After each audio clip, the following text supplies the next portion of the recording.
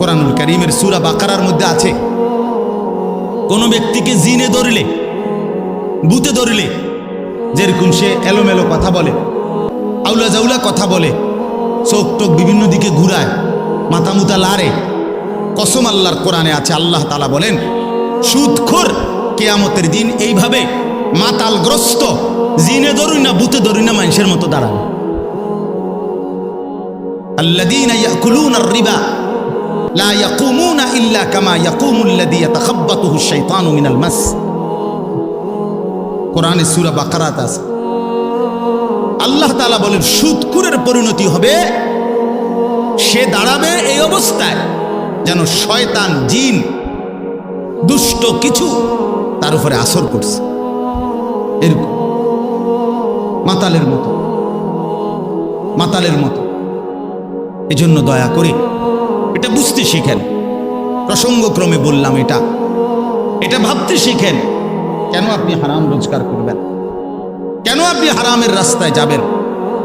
একটা কথা জরুরি মনে রাখেন বাপ, আল্লাহ তাআলা কোরআনুল কারীমের মধ্যে আছে দুইটা আয়াত, একই রকম আল্লাহ বলছে। আল্লাহ বলছে আমি আদম থেকে মুহাম্মদ সাল্লাল্লাহু আলাইহি সাল্লাম যত নবী এবং রসুল পাঠিয়েছি, এই ১৬ লাখ নবী, ১,২৪,০০০ বা ২,২৪,০০০ বা তার চাইতে বেশি কম, আল্লাহ পাক সকল নবীকে বলছেন দুইটা কথা।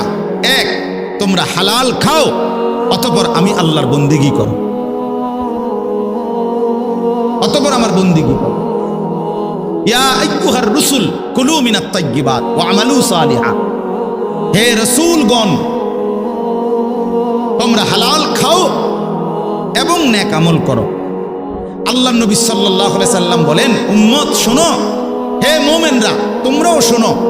নবীজি বলছে সমস্ত নবীকে আল্লাহ তাআলা এই কথাইটা যেরকম হুবহু বলছেন, খোদার কসম আল্লাহ মুমিন ইমানদার বান্দাদেরকেও এই কথাটা হুবহু নবীদের মতো করে ইমানদারদেরকেও বলছেন। ইয়া আইয়ুহাল্লাযীনা আমানু কুলু মিন তাইয়্যিবাতি মা রাযাকনাকুম। আল্লাহ তাআলা বলেন হে ইমানদারগণ, তোমরা আল্লাহর দেওয়া রিজিকের হালাল যা তাই ভক্ষণ করো, তাই ভক্ষণ করো। আশকুরুলা, আল্লাহর শুকর আদায় করো। ইন কুনতুম ইয়াহু তা'বুদুন, যদি আল্লাহর বন্দেগী করতে চাও তাহলে আল্লাহর ইবাদতের জন্য হালাল খাও। তাহলে হালাল খাওয়া ইবাদতের জন্য বাধ্যতামূলক, নবীদের জন্য, উম্মতের জন্য। কথাটা বুঝছেন কিনা? তিরমিজি শরীফের হাদিসের মধ্যে আছে রাসূলুল্লাহ সাল্লাল্লাহু আলাইহি সাল্লাম একদিন সচক্ষে দেখলেন কাবা ঘরের গিলাফ দইরা, চুল এলোমেলো, অনেক দূর থেকে সফর করে আসছে, বড় বেশি কাকুতি মিনতি করে আল্লাহর কাছে দুই হাত তুলে এক লোক আল্লাহর কাছে ফরিয়াদ করতেছে, ইয়া রব, ইয়া রব, আয় আল্লাহ আমাকে এই দেন, এই দেন, এটা দেন, ওইটা দেন, ওইটা দেন। নবীজি সাহাবীদেরকে দেখাইয়া বললেন দেখো ওই লোকটার দিকে দেখো, মাতআমুহু হারাম, মাশরাবুহু হারাম, মালবাসুহু হারাম, গুযিয়া বিল হারাম, ফাআন্না ইউস্তাজাবু লাহু। নবী সাল্লাল্লাহু আলাইহি সাল্লাম বলেন দেখো সে যা খেয়েছে হারাম, সে যা পান করেছে তাও হারাম, সে যে পোশাক পরছে তাও হারাম, তার শরীরের যে গোশতগুলো হয়েছে এটাও হারাম। সে কাবা ঘর মাথাত লইয়া লাইলে কি লাভ হবে? কিভাবে তার দোয়া কবুল হবে? রাসূলুল্লাহ সাল্লাল্লাহু আলাইহি সাল্লাম বলেছেন ফাআন্না ইউস্তাজাবু লাহু। এই বাপ নিজের উপরে কদর করেন, নিজের উপরে রহম করেন।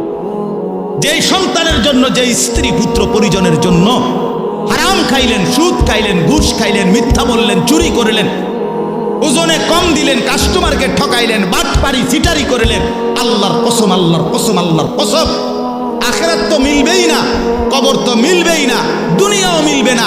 এই নাফরমান সন্তান আপনার মৃত্যুর পরে আপনারে মনে রাখবে না, রাখবে না, রাখবে না। দৈন্তান নাই কান্না। আমনে কবরের থেকে 20 বছর পরে আইসা, 10 বছর পরে আইসা দেখে যাইয়েন আমনের ঘরে আপনার রেখে যাওয়া স্মৃতির কিচ্ছু নাই, কিচ্ছু নাই। পরবর্তী 20 বছরের ব্যবধানে খাট, পালং, সোফা, ফার্নিচার, কাছের ফ্লেট, নুনের বাড়ি, আমনে যেগুলো জমায়ে দিয়ে গেছিলেন এটি নাই। জিজ্ঞাসা করবেন শুধু পুত নাতিরে, কিরে বাবা আমারগুলা কই? বলবে এগুলো এখন চলে না, এগুলা ওল্ড মডেল, হালাই দিছি বউ তাকে। তাহলে তোমার সন্তানই তো তোমার দুনিয়া ফেলে দিল, তোমার বংশধরই তো তোমার দুনিয়া ফেলে দিল। তো আখেরাত তো মিললই না, তো দুনিয়া কোথায় মিলল? দুনিয়া কোথায় মিলল?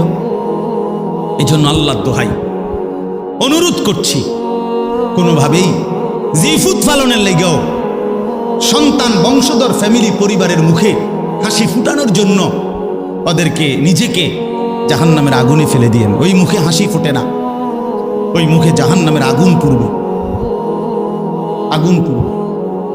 আল্লাহ তাআলা কোরআনুল কারীমের মধ্যে বলছে, আমি নিজে কিতাবে পড়ছি, কোন বান্দার একটি আমল কবুল হলো কিনা এটার প্রমাণ হলো ওই বান্দাকে আল্লাহ তাআলা এটা কবুল করিলে দ্বিতীয়বার পরের আমল পুনরায় তাকে ওই আমল করার তৌফিক দেয়। এজন্য যার ফজরের নামাজ কবুল হইছে তাকে আল্লাহ জোহর পড়ার তৌফিক দেয়, যার জোহর কবুল হইছে তারে আল্লাহ আসর পড়ার তৌফিক দেয়, যার আসর কবুল হইছে আল্লাহ তারে মাগরিব পড়ার তৌফিক দেয়, যার মাগরিব কবুল হইছে আল্লাহ তারে এশার নামাজ পড়ার তৌফিক দেয়। তাহলে আমনে চান্দু শুক্রবারের 2 রাকাত নামাজ পইরা আগে দিয়েও ফজর পড়েন নাই, পরে দিয়েও আসর পড়েন নাই, মাগরিব পড়েন নাই, সারা সপ্তাহ নামাজ পড়েন নাই, আমনের জুমার নামাজের কি দশা আমনে বুঝেন? হ্যাঁ, কে বলছে? এই যুবক ছেলেরা, তোমরা যারা শুধু জুমার নামাজ পড়ো, অথবা মাঝ বয়সী যারা আপনারা যারা শুধু শুক্রবারের 2 রাকাত নামাজ পড়েন, এটা আপনাদেরকে কে শিখাইছে বলেন? কার থেকে আপনারা এটা নিলেন বলেন? কোন আলেমে দ্বীন কোনদিন আপনাদেরকে বলছে যে এক মুসলমানের জন্য নামাজ শুধু শুক্রবারে? কথা বলেন না কেন? তাহলে এটা আপনারা কোত্থেকে নিলেন? কিভাবে নিলেন আপনারা? মসজিদগুলো দোতলা হয়, শুক্রবারে জায়গা হয় না। মসজিদ ভাঙ্গা নতুন মসজিদ হয়, জুমার নামাজে জায়গা হয় না। মসজিদ কি শুধু জুমার নামাজের জন্য না 5 ওয়াক্ত নামাজের জন্য? হ্যাঁ, শুনেন, এটা মনে রাখেন। ইহুদিদের হাতে এই যে আজকে ইসরায়েল মুসলমানের রক্তে ভাসায় ফেলতেছে ফিলিস্তিন, গাজা, এখন আবার হামলা শুরু করছে লেবাননে। এই ইহুদি বেঈমানরা, এই ইহুদি কাফেররা, ওদের একটা ধর্মের বিশ্বাস আছে, জানেন? ওদের ধর্মীয় একটা বিশ্বাস আছে, ওদের পাদ্রীদের কথা, ওদের রাব্বি যাদের ধর্মগুরু তাদের একটা বিশ্বাস আছে। তারা বলে যে মুসলমান যেদিন জুমা এবং ফজর, মুসলমানের এই 2 নামাজ যেদিন বরাবর হবে, সেদিন মুসলমানের হাতে গোটা পৃথিবী মুসলমানের কদমের নিচে আসবে।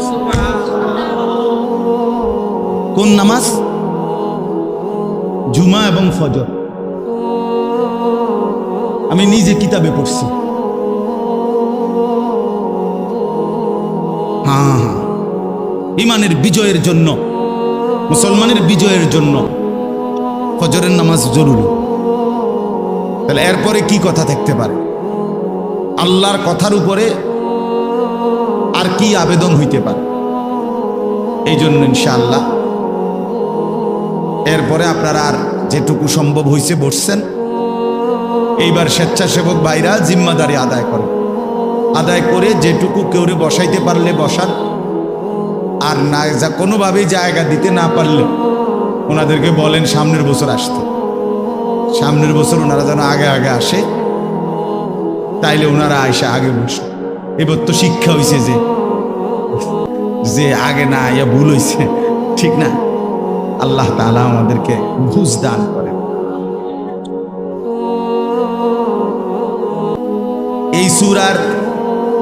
এই সূরায়ে মাআরিজ, এই সূরার এই আয়াতের মধ্যে যেখান থেকে আমি পড়ছি 19 নম্বর আয়াত, আল্লাহ তাআলা মানুষের স্বাভাবিক একটা চরিত্র তুলে ধরছে। প্রথম, মানুষ মাত্রই তার স্বাভাবিক চরিত্রটা কেমন হয় আল্লাহ তাআলা এটা প্রথম তুলে ধরছে।